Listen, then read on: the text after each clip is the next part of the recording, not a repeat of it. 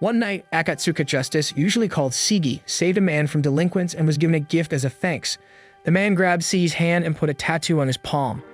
He said that the tattoo was a key that would lead him to the reality of the world. The next day, Seigi ran on his way to school. Shino's Tuco, commonly called Tuco, was waiting far ahead and asked him to run faster or they would be late. But suddenly, a girl named Bluesy Floozy, usually called Izzy, came out of a building that Seigi was going to pass. Realizing the impending impact, Izzy anticipated it and only Seigi fell. Izzy asked about Seigi's condition and intended to help him wake up. However, when Izzy's hand touched Seigi's hand, they suddenly felt like they had been electrocuted. Izzy immediately withdrew her hand and looked at Seigi in surprise. After controlling herself, Izzy advised Seigi to be careful, and then she turned to leave. During break time, Seigi noticed a tattoo on his hand that wouldn't disappear. When Hyde saw the tattoo, Seigi told him how he got the tattoo. Hyde commented on Seigi and considered him too brave and kind. Seigi said that because his grandfather had trained him in martial arts, he had to use it to help other people. Tashi then joined the conversation between the two. He told the rumors spreading in many online forums for military maniacs. The United States was developing a secret weapon to fight an empire. Tashi explained that the device was called the Tera combat device and was shaped like a tattoo. But Seigi didn't believe it, considering the tattoo on his palm was too eye-catching to be regarded as a secret weapon. Tuco interrupted the trio's conversation to ask Seigi to accompany her shopping after school, but Seigi refused because after school, he had to go somewhere else. However, because Seigi's mother asked Tuco to watch over Seigi, Tuco had no choice. Hyde and Tashi watched the two, who looked like husband and wife. Tuco, who heard what the two of them said, immediately went berserk. Seigi finally relented and agreed to accompany Tuco to go. At the supermarket, Tuco asked Seigi what he wanted to eat for dinner. After thinking for a while, Seigi said he wanted to eat European-style American Indian curry udon. Even though she didn't know how to make the dish, Tuco still agreed and went around looking for the ingredients needed. Meanwhile, Seigi decided to wait at the front and intended to contact his grandfather. But suddenly, Izzy appeared and apologized for the incident this morning. Unexpectedly, Izzy suddenly took Seigi's cell phone and ran away. After successfully chasing her, Seigi asked Izzy to return his cell phone. Izzy then asked about the tattoo on his hand. She said that the tattoo was a secret item belonging to America. She attacked Seigi and demanded that he return the tattoo. The two of them finally had to fight. When Izzy managed to injure him, Seigi decided to use his martial arts skills. Even though he had the upper hand and landed several attacks, Seigi started to get overwhelmed and was out of the round. He continued to receive repeated attacks from Izzy and Seigi, thinking about his impending death. However, Izzy suddenly stopped when she realized she had used too much power. She released Seigi and was impressed with his fight despite not using the power of the tattoo. Izzy showed the tattoo on her hand and she told him it would activate when a trigger from its owner charged it. She said that the tattoo was called Tera and allowed the user to drastically increase their physical abilities and bring about supernatural phenomena. Izzy took out chalk to trigger her tattoo, and she succeeded in creating a wind bomb when it was released into the air. Seigi was surprised to see the wind bomb's explosion, which was quite powerful. After that, Seigi went home and practiced with his grandfather. Seeing that Seigi's abilities were still very weak, his grandfather told Seigi to train harder so he could become stronger. When his grandfather left Seigi alone, Seigi saw a tattoo on his hand and suddenly, he remembered his father. The next day, when Seigi went to school, Izzy spied on him from a cafe not far from his school. Tom Shredfield, Izzy's subordinate, asked why she didn't arrest Seigi sooner. They had a mission to protect tattoos from spreading outside America. Izzy confirmed the bug's location and asked Tom to entrust the matter to her. As the days passed, Izzy continued to follow Seigi, both at school and along the street. However, Seigi and Tuco noticed Izzy's presence because her method was too flashy. Tuco asked Seigi who the woman was. Seigi said that Izzy was his acquaintance. After Tuco walked home first, Seigi and Izzy started talking. Suddenly, Tom, chasing another tattoo user named Theodore Wilson, passed them. Seigi knocked the man out with his karat. Knowing Theodore had activated the tattoo, Izzy asked Tom to move away. Meanwhile, Shu faced the man. But Seigi refuses to go and wants to fight Theodore. Even though he was overwhelmed by Theodore, who had a much bigger body, Seigi managed to deliver an uppercut to Theodore's chin. However, with the huge difference in strength, Theodore knocked Seigi down and beat him black and blue.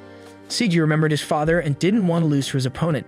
Seigi suddenly activated his tattoo and managed to defeat Theodore. Izzy, who intended to join the fight, remained silent in her place. She realized Seigi's tattoo was the Void Maker and could be activated without a trigger. A few moments later, Seigi woke up in a strange room with Tom and Izzy. He He was told he would have died if the tattoo had not been active. Izzy revealed that she and Tom were members of the United States military assigned to retrieve a tattoo the scientists stole. Izzy wanted Seigi to join them, and if Seigi refused, they had to take his tattoo by cutting off his hand. Tom explained the power of the Voidmaker on Seigi's tattoo.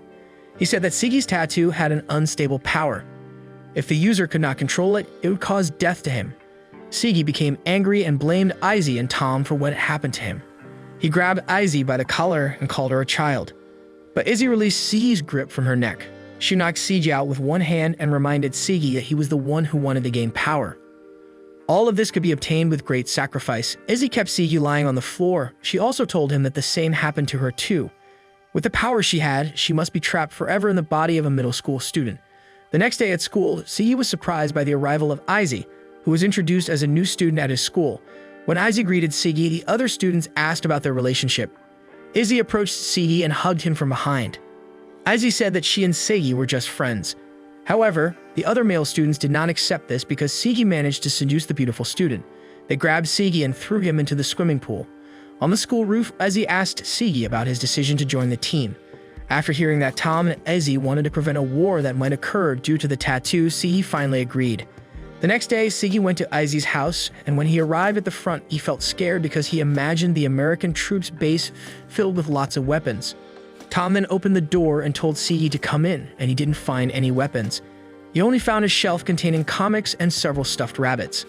When the phone rang, Tom asked Seigi to go to the basement to get box. Tom was seen talking to someone who told him about the coup in the kingdom of Selinon.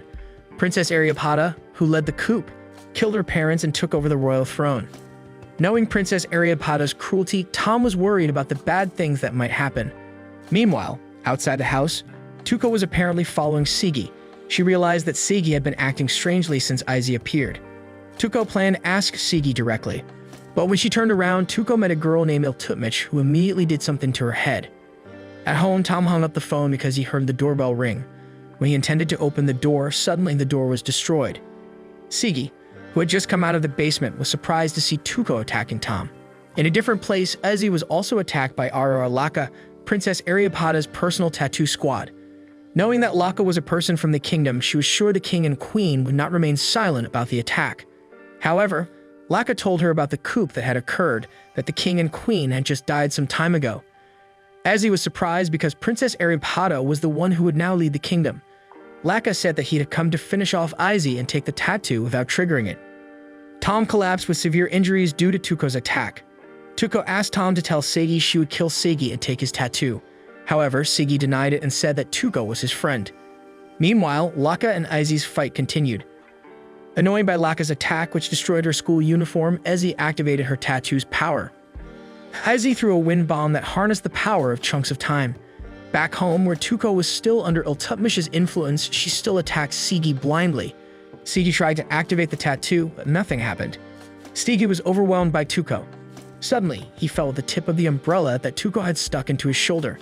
When Tuco was about to kill Seigi, in her subconscious, she asked Iltutmish to stop. However, Iltutmish refused and warned that the matter was not her business. Tuco said that Seigi was a very important person to her. She wouldn't let Seigi get killed. Realizing the resistance that was occurring within Tuco, Tom immediately ordered Seigi to attack her. Seigi managed to force his body to wake up. He managed to remove Iltutmish's body from Tuco's body forcibly. Tom found out that Iltutmish had a tattoo with the ability to possess someone. She was a member of Princess Aryaba's personal army, namely Brahmin. When Iltutmish drew her sword towards Tom, Seigi blocked it with his hand. He was angry because Iltutmish used Tuco, and Seigi activated his tattoo. But Tom forbade Seigi to use his Voidmaker, but Seigi rejected everything he said. Tuco grabbed Seigi's body from behind and caused the attack he released to hit another part of the house. Iltutmish jumped back and managed to avoid Seigi's attack, which devoured most of the house.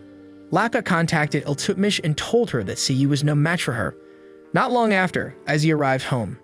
She was confused when she saw her house had partially disappeared. She then found an injured Tom with a torn and bleeding stomach. Meanwhile, Tuco lectured Seigi for not listening to her words to avoid danger. The next day, Seigi and Izzy practiced in the basement of her house. Tom put a sticker on Tuco's forehead to cover the tattoo she got from Iltutmish. When Seigi saw his tattoo, he was surprised because Tom told him that his tattoo was a failed product of a previously developed tattoo. Izzy then showed a terrifying video of a tattoo user without a trigger who had the same power as Seigi. He explained if Seigi acted carelessly, then the Void Maker would eliminate him without a trace, the same as the video he saw. To prevent that from happening, Izzy asked Seigi to promise not to use his tattoo powers without her permission. The next day, Seigi fought against a delinquent under the direction of Izzy, who was observing him from a distance. Even though Seigi managed to defeat the delinquent, Seigi felt he still needed to practice a lot. On the other hand, Izzy realized that in the 2 weeks since using Seigi's tattoo powers, he had adapted too quickly. She was worried, considering Seigi was a very suitable user for the Void Creator. Meanwhile, Iltutmish attacked the base of another American military force to target a woman named Lisa Lovelock. She then jumped from the helicopter and massacred everyone there. At school, Tuco got praise from the sports team, who were amazed by the distance she jumped. Izzy asked about the jump, and she just realized that the tattoo on her forehead was active, making her body lighter and her senses more sensitive. Back at the hideout, Iltutmish and Lisa's fight continued, even though everyone there had been killed. Seeing the fire burning around them, Iltutmish knew that Lisa had a tattoo whose power could turn air into flammable material. She attacked Lisa and succeeded in overwhelming her. Meanwhile, Izzy, who received information about the attack, rushed to the location to help Lisa. However, on her way, she was knocked down by a vibration field removal system installed by Laka on top of the building. Izzy couldn't move her body. Leka asked her to stay where she was. When Laka left, Seigi, who had apparently been following Izzy, arrived there. Izzy was surprised to see Seigi, who could stand and walk normally. She scolded Seigi. Seigi explained that he came to help her because they were colleagues. Izzy saw an explosion that occurred in a building in the distance. She was increasingly worried about Lisa's condition. Izzy asked Seigi not to worry about her condition and asked him to hurry to the building. When he arrived there, Seigi was shocked to see the massacre that had occurred. A man who could still move in a certain direction. Seigi immediately followed suit. He found Iltutmish and Lisa hanging from the antenna pole. Seigi demanded Iltutmish to release Lisa. However, Seigi was attacked and had to fall from the roof of the building. Luckily, Tom grabbed Seigi and asked him to hide. Seigi said that Izzy asked him to save Lisa. Therefore, he would return to the building's roof. However, Tom restrained Seigi and explained that Seigi's existence with his tattoo was a secret.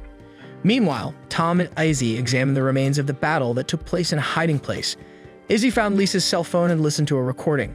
Izzy knew that Iltutmish planned to take Lisa to the kingdom of Selinon. After school, Tuco and Seigi were asked to come to Izzy's house. To prevent Seigi from doing things that could not be predicted and the possibility that he would fall into the hands of the kingdom, Izzy was forced to handcuff him in the basement. Meanwhile, she would go to save Lisa. Tom, who ensured the two of them stayed put, told Tuco and Seigi that he should have brought Seigi to America because he possessed the tattoo that created a void. However, Izzy broke the rules by hiding Seigi so he could still carry out his daily life. Tuco asked why she was also asked to come. Tom said that the tattoo on Tuco's forehead would probably be active at the same time as Iltutmish's Schrödinger cat tattoo was active. They needed to anticipate the tattoo's power because they didn't know it. Therefore, Tuco and Seigi would remain in the basement until Lisa's rescue mission was complete. However, Seigi and Tuco make Tom faint and intend to escape from there. To open the basement door, Seigi used the power of his tattoos, but Seigi accidentally wiped out Izzy's entire house. Meanwhile, the truck driven by Laka and Iltutmish stopped as they passed through an underground tunnel. Izzy stood in the middle of the road and was in a position ready to fight. The troops brought by Izzy immediately rained heavy fire on Laka, but with Laka's strength, not even a single bullet could hurt him. Laka finished off the troops and immediately faced Izzy. Meanwhile, Iltutmish went to the rear to deal with the other troops. Seigi arrived at the location along with Tuco and immediately joined the fight. Seigi said that he would not allow Iltutmish to slaughter any more innocent humans. Angry at being called a lonely girl, Iltutmish launched an attack and Seigi's body was pushed hard against the wall. Iltutmish stated that she stole, hurt, and killed everything to survive. Iltutmish emphasized that she didn't need any partners at all. The only person she respected and wanted to protect was Princess Aryaba. When the two of them fought again, Tuco, who was hiding, heard Tom's voice coming from the intercom of one of the troops lying nearby. Tom asked Tuco to give the intercom to Seigi. After Tuco threw the intercom to Seigi, Tom told him how to fight Iltutmish. But even though he followed Tom's instructions, Iltutmish's attack still injured Seigi. Seigi's body immediately collapsed, covered in blood. Angry at what Iltutmish did, Tuco came out of hiding and lunged at Iltutmish's body. Iltutmish was surprised to find Tuco able to corner her. She suspected that the power of the tattoo was flowing in Tuco's body. Tom knew Tuco's strong determination to protect Seigi could make Tuco absorb the power of the original tattoo owner, Iltutmish. Meanwhile, Seigi listened to a voice in his head telling him to use the Void Maker. Seigi finally used his strength to save Tuco from Iltutmish's hands. When Seigi was about to finish Iltutmish, a white cat suddenly pounced on her face. The cat jumped on Iltutmish's body and acted as if it wanted to protect the girl. Apparently, the cat was a cat that Iltutmish had previously rescued. The cat treated her like its own mother. Seeing this, Seigi was unable to kill Iltutmish.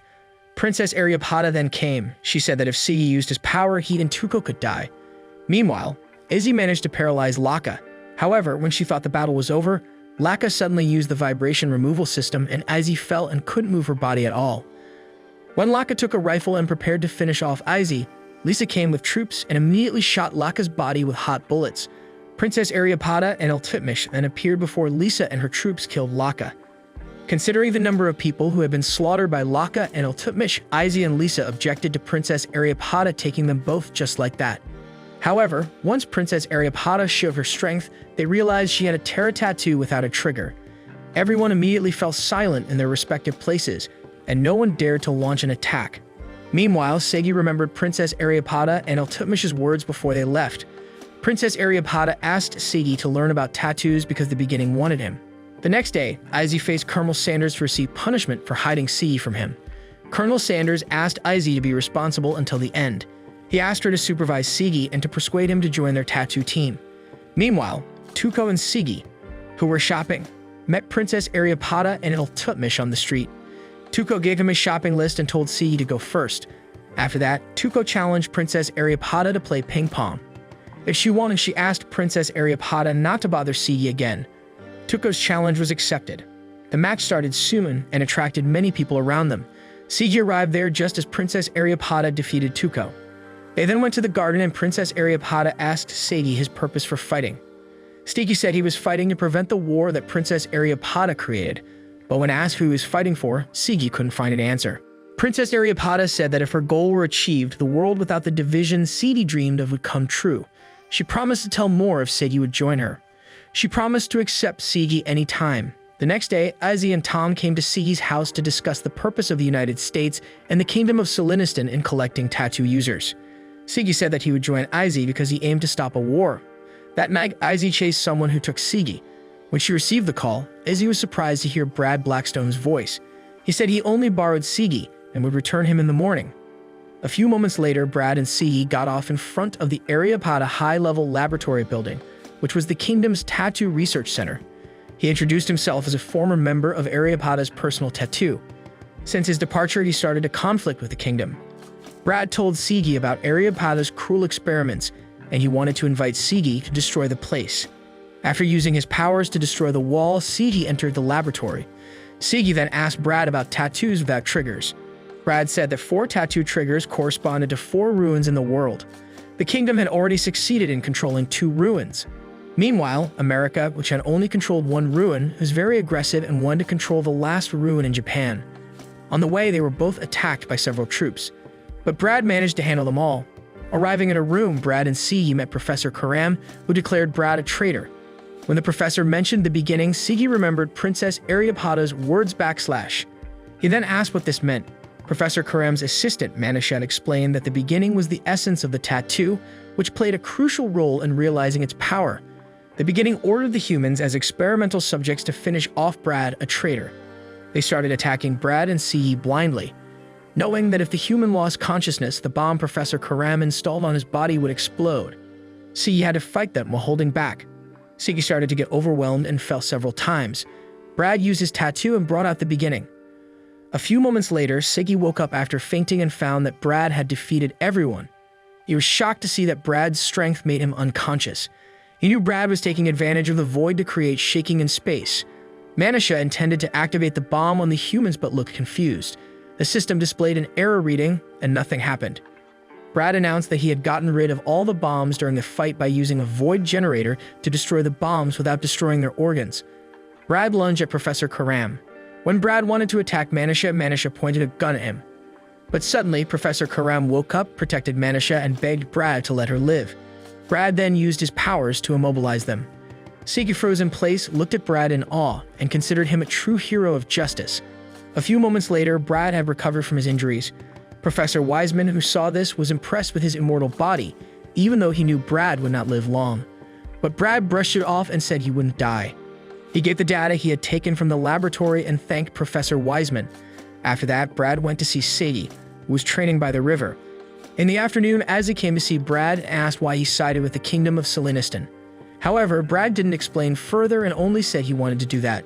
He assured Izzy that he couldn't do anything terrible to Seigi. When Brad turned around, Izzy chased him and grabbed his coat. She cried and revealed the hard things she had to endure when Brad was gone. Brad said that the problem they were currently facing was not just limited to developing tattoos as a weapon. Ruins were not just a place to store tattoos, but the main driving force for reorganizing the world was using tattoos. All 4 ruins were needed to achieve that, while the kingdom already had 2 ruins. Brad suspected that Princess Aryaba was trying to get the 3rd ruin. Brad revealed that her goal in doing this was to turn the world upside down through the ruins. Brad thought they might be too late to get to the 4th ruin in Japan. Brad asked Izzy to protect the 3rd ruin in the Grand Canyon. Meanwhile, he would face Princess Aryaba. Sometime later, Izzy took Seigi and Tuco on an operation to secure the 3rd ruin. In the helicopter, they were introduced to Colonel Sanders, Juan, Captain Johnson, Major Leonardo Burns, and Lisa. Elsewhere, Professor Wiseman told Izzy and her party to ambush the ruins where Princess Aryaba and her troops were. Brad, who was on the ship, asked Professor Wiseman to take him out. Meanwhile, American troops' helicopters were getting closer to the wreckage site. Seigi saw another helicopter firing non-stop attacks. He asked Colonel Sanders to stop them. Colonel Sanders said that they had to shoot the enemy in war. Wang, Captain Johnson, Major Burns, and Lisa took off from the helicopter first, when Seigi wanted to catch up with them as he warned him not to be careless. A few moments later, after landing, they encountered the deputy captain of the Brahmin army named Cal Shikar. Captain Johnson went first, but everyone froze seeing Cal, who cut off Captain Johnson's head in an instant. Cal and 7 of her servants fought the American troops who attacked her. Wang fired attacks at Cal, but Cal was able to return all the bullets easily and attack him. Seigi intended to attack Cal, but ultimately thought better of it once he remembered what Brad had taught him. He then ran, took another path, and decided to look for Princess Aryaba. In another fight, Izzy saved Tom, who was almost hit by a gunshot. She was surprised when she saw Tutmish, who had just arrived. She turned into a huge and terrible cat monster. Izzy realized that her judgment was wrong. Even though many troops attacked them, the Brahmins would not fall. She remembered Brad's statement saying that America did not deserve to be called a rival to the kingdom of Selinon in their fight for tattoos. Meanwhile, Iltutmish jumped towards the helicopter where Tuco and Colonel Sanders were. Colonel Sanders activated his tattoo and carried Tuco down from the helicopter. He handed Tuco over to Major Burns and asked him to look after her. Meanwhile, he would fight against Calendar. Izzy joined Colonel Sanders, and together they attacked Calendar. The attack launched by Colonel Sanders succeeded in hitting Calendar, but Izzy was surprised when Cal gathered air into her barrier and then threw it around them. Colonel Sanders tried to jump up and approach Calendar, however, he was blown away when Cal's sword, which created an absolute line, slashed his arms and legs. Colonel Sanders said the Americans would not lose to the kingdom of Selinon. Cal said that excessive ambition was a stupid act that would only backfire on him. She then swung her sword and slashed both of Colonel Sanders' eyes. Izzy, seriously injured, could only sit resignedly when Cal walked towards her. As Cal thrust her sword forward, Brad came to Izzy's rescue just in time. Hearing what Cal said, Izzy panics, suspecting it was all just a plan to lure Brad out. Meanwhile, Princess Aryaba came to Seigi, who was lying on the ground. She created a stone spear and pierced Seigi's shoulder. While trying to escape, Seigi stated that he would not let Princess Aryaba rearrange the world. Princess Aryaba felt nothing was wrong with what she would do, considering that her goal was building a better world. Seigi explained that Princess Aryaba could not say it was justice to trample on other human rights. Even though her goals seemed good, Princess Aryaba only wanted to create a world that ran according to her wishes. Princess Aryaba said that while at the United States military base, Brad and Izzy were lovers. She was happy because her plan to lure Brad to come to that place went smoothly. Princess Aryaba said that Brad would run out of energy and be devoured by the beginning. Princess Aryaba would use his tattoo as a second key. She plunged spear after spear into Seigi's body. She told Seigi to see what she would do later. Meanwhile, Brad found out that Cal actually had feelings for him. Even though she avoided it, Cal admitted everything with a red face. Brad laughed at her and hugged Izzy, saying his heart already belonged to her. Annoyed and feeling jealous, Cal went on a rampage. She threw an attack at them. Brad used his powers to negate Cal's attacks and told her to move forward. Cal and Brad's fight began. Izzy was asked to help Seigi. Meanwhile, Lisa was seen having just knocked out Cal's servant, who attacked her. She contacted Major Burns to ask him to take command. Major Burns immediately contacted all troops, and after receiving the report, he asked them to withdraw. He handed Tuco to Tom and asked him to hurry and leave. However, on the way, Tuco broke away from Tom and ran in the opposite direction to look for Seigi. Tom collapsed, realizing that the power of his tattoo was running out. He intended to take the tattoo stickers in the supply box, but he felt annoyed because his tattoo supplies had run out. Meanwhile, Seigi, stuck on the wall with many spear thrusts, tried to use his strength. However, Princess Aryaba informed him that her Voidmaker prevented the activation of Seigi's power. On the other hand, Major Burns and Lisa met Iltutmish, who was still in the form of a cat monster. Refusing to leave, Lisa invited Major Burns to face the cat together. The power of Major Burns' tattoo succeeded in stopping Iltutmish's movements. Even so, the creature could still launch other attacks. The attack almost hit Lisa. When Iltutmish was about to pounce on Lisa with her claws, Major Burns stepped forward to protect her. With his body stuck in Iltutmish's claws, Major Burns felt relieved and asked Lisa to stay alive.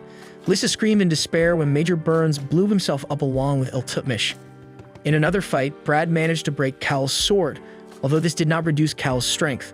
When she launched an attack, Brad didn't have time to dodge, and he was injured.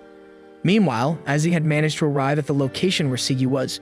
She fired an attack at Princess Aryaba, but unfortunately, the bullet missed. Suddenly, something like roots spread through Izzy's body and held her back. Izzy and Seigi were shocked when they saw that Cal had paralyzed Brad. Trying to hold back all the wounds on his body, Brad stood up again and prepared to continue fighting.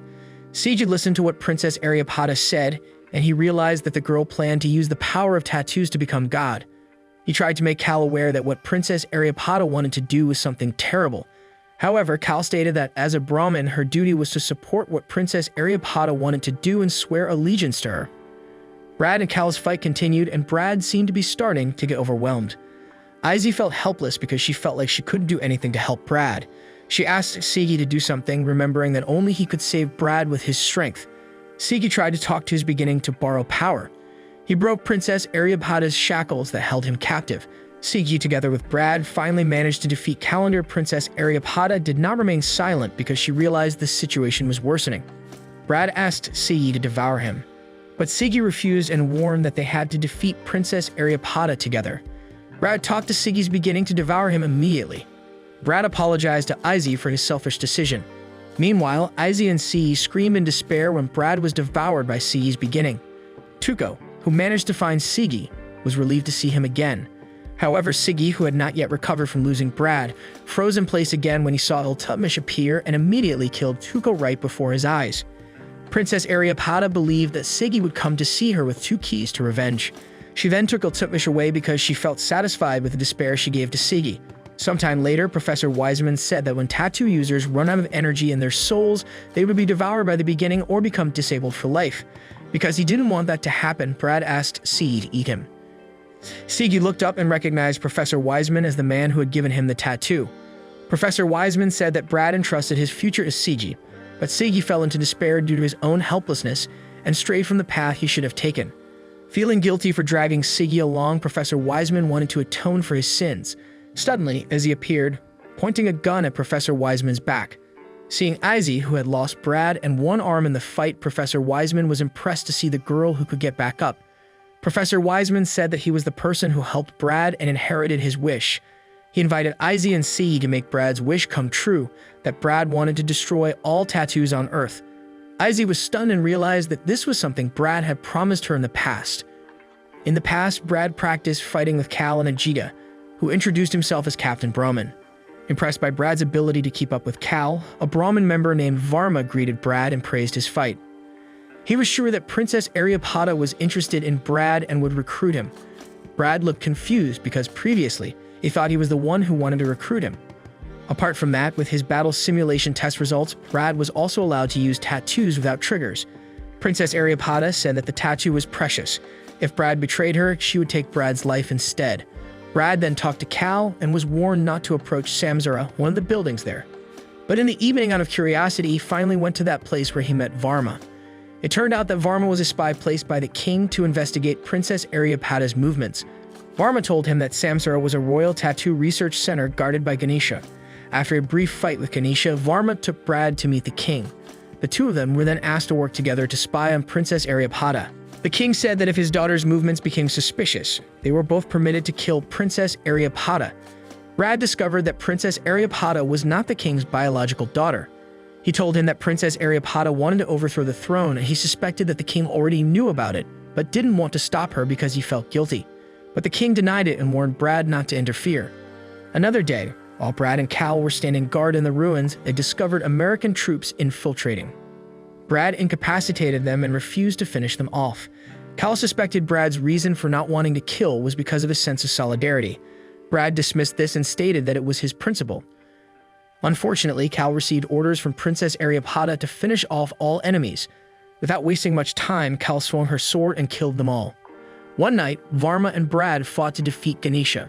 They managed to infiltrate Samsara. There they met a girl named Kujari, who introduced herself as Princess Aryaba's older sister. Even though she knew that the two were the king's spies, Kujari acted very relaxed while showing them around. Varma and Brad were taken to a room and saw tubes containing people. Brad noticed all the girls on the tube had faces similar to Kujari's. Brad suspected that all of them were clones created by the king. Kujari dismissed this and told them that this was a failed product. Meanwhile, Princess Aryaba was a perfected form. Brad asked why Kujari had said that to him. Kujari told them that she wanted them to stop Princess Aryaba from harnessing the power of tattoos to reorganize the entire world, including humanity. A few moments later, Brad arrived at the king's place and brought Varma, who had died due to Cal's attack on the way while escaping from Samsara. He blamed the king for his selfishness in carrying out vile experiments on humans. People were dissected, men had their sperm taken, and young girls were forced to get pregnant and give birth to many children. All this was done just to create Princess Aryaba.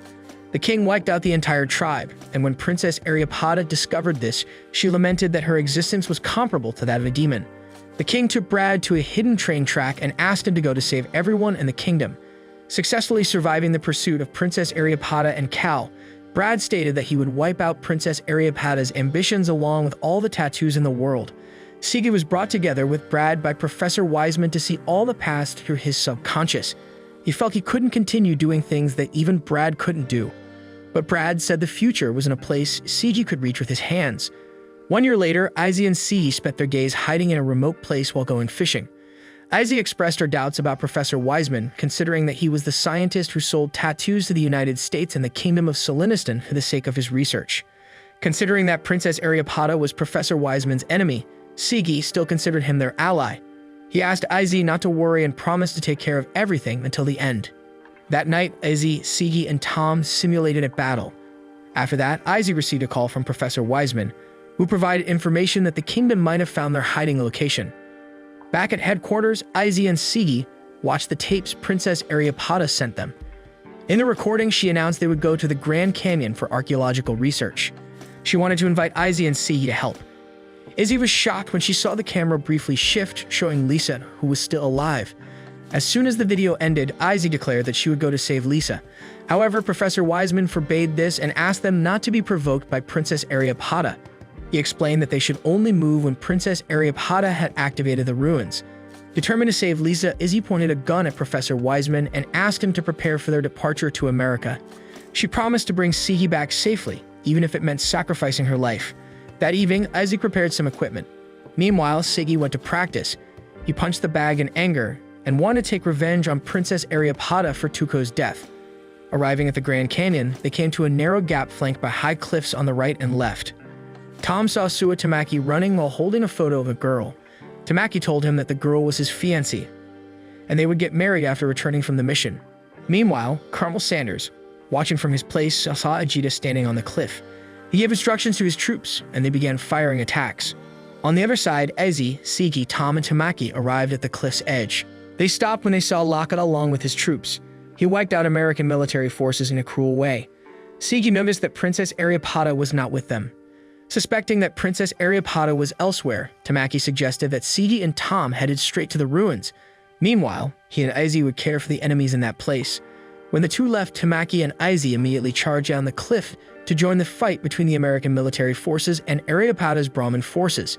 In a different place, Tom said that the ruins were 200 meters directly below them. Seigi immediately used his strength to create a hole in the ground and immediately slid in. Meanwhile, Tom stayed upstairs to watch over him. As soon as he emerged from the ground, Seigi was immediately attacked by Calendar. He was about to use his power. but he realized the Voidmaker couldn't be activated in that place. Cal told him that Seigi wouldn't be able to destroy the ruins, but considering that his tattoo also came from that place, Seigi was sure he would definitely find a way to do it. While attacking each other, Cal revealed that even though Brad had destroyed her absolute limit control circuit, she could still use vibration removal and it honed her ability to become more overpowered. Seigi reminded Cal that he and Brad had previously defeated her together. Remembering that Brad was inside him now, he warned Cal not to fall for him if he won. In another fight, Tamaki was still facing the enemy, and his attacks looked far superior. Meanwhile, Izzy, facing Laka, looked overwhelmed and was attacked several times. Suddenly, her old colleagues at the American military base, Lawrence and Tony, came to help her. They were confused to see Lisa, who was on the enemy's side and fighting against Izzy. However, considering that time did not allow her to explain, Izzy asked them to take care of Laka. Meanwhile, she would handle Lisa. Izzy launched an attack and managed to paralyze Lisa. In another fight, Lawrence and Tony seemed overwhelmed by Laka. Lawrence was helpless when the thread used to trap him cut his body to pieces. When Laka was about to finish off Tony, Lisa came to his rescue and fired an attack. Laka collapsed to the ground and screamed in pain. Lisa said that she used special bullets containing snake venom. Inside the ruins, Seigi and Cal's fight continued. Cal's sword wounded Seigi, but Seigi recovered himself quickly with his strength. Cal prepared herself to end the fight and began her ultimate attack. It was the same technique she used to finish off Brad. As if connected to Brad, Seigi could hear his voice saying that he was stronger than Brad and Calendar Seigi advanced even though Cal had injured him. With Brad's determination in him, he managed to defeat Calendar Princess Aryaba, then appeared and was impressed with Seigi, who was able to beat Calendar. Seigi used Tuco's rubber pigtail to tie his hair. He remembered the incident when Tuco died, and the rubber pigtail was found by Izzy and asked Seigi to keep it. In their respective places, Tom and Professor Wiseman watched Seigi and Princess Aryaba's fight, which was about to start. Professor Wiseman remembered some time before Seigi left for America. He gave him medicine that would protect his soul energy from the risk of overactive power. Returning to the ruins, Seigi asked about Princess Aryaba's new pair of wings. He suspected that both wings could not be used for flight, and Seigi mocked them as useless decorations. The fight began. Princess Aryaba rained down relentless attacks on Seigi. Seigi looked annoyed and frustrated, realizing he couldn't defeat Princess Aryaba's strength.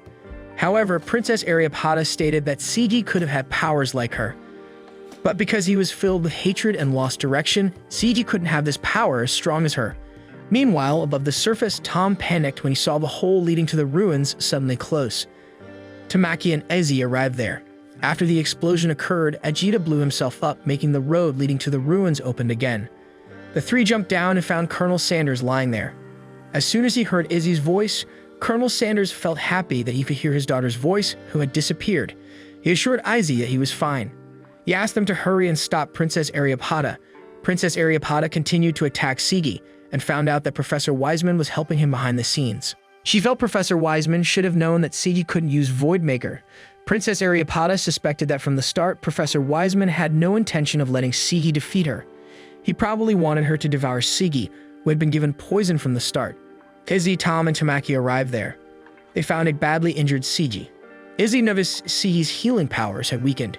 She suspected that Seigi had reached his limit. Meanwhile, Colonel Sanders received a call from American military troops who intended to come to pick him up. However, Colonel Sanders intended to blow up the place with a nuclear bomb if something bad happened. He refused and told them to go back. Seigi, who was seriously injured, still intended to kill Princess Aryaba to avenge Tuco's death. Seeing that Seigi could no longer fight, Tamaki asked Izzy and Tom to take Seigi away. Meanwhile, he would buy time. But Izzy refused to go and handed Seigi over to Tom. She decided to stay and accompany Tamaki a fight. Princess Aryaba informed them that in a few more minutes the ruins would be assimilated by her soul. After that, she would devour them all without any residue. Izzy and Tamaki worked together to launch an attack. Even though they managed to injure Princess Aryaba in her anger, Princess Aryaba destroyed the place. Meanwhile, American military troops continued to arrive to take Colonel Sanders from the place. They immediately met Tom and Seigi and took them to board the helicopter. Hearing the sound of an explosion, the troops assumed that Princess Aryaba had taken control of the ruins. Colonel Sanders intended to blow up the place by pressing the trigger on a nuclear bomb he had placed in the rubble, but he went berserk, realizing the bomb didn't work. Seigi jumped from the helicopter and saved Izzy. Princess Aryaba was surprised to see Seigi, who had succeeded in sealing the tattoo. Suddenly, the beginning from within his tattoo rose. Seigi realized that this was the effect of the medicine given by Professor Wiseman. He just realized that Professor Wiseman intended to awaken his beginning to be able to fight Princess Aryabhata's beginning. The two creatures fought each other brutally. Brad greeted Izzy and told her that their souls were trapped because they were devoured by Seigi's beginning. Izzy cried and tried to hug Brad, who tried to calm her down. Brad assured her that it would all be over soon. From the helicopter, Tom shouted and tried to wake Seigi, who was inside the beginning. Once he woke up and regained his self-awareness, he realized that Princess Aryabhata could control her beginning by using the power of her sisters in Samsara. Knowing that Kujiri and everyone in Samsara were in pain, Seigi must end the fight quickly. He succeeded in controlling his beginning and defeated Princess Aryabhata. This is the end of Taboo Tattoo. Thank you to keep watching the content from this channel. Don't forget to like this video and subscribe to our channel so we can keep you updated with our latest contents. See you in the next video.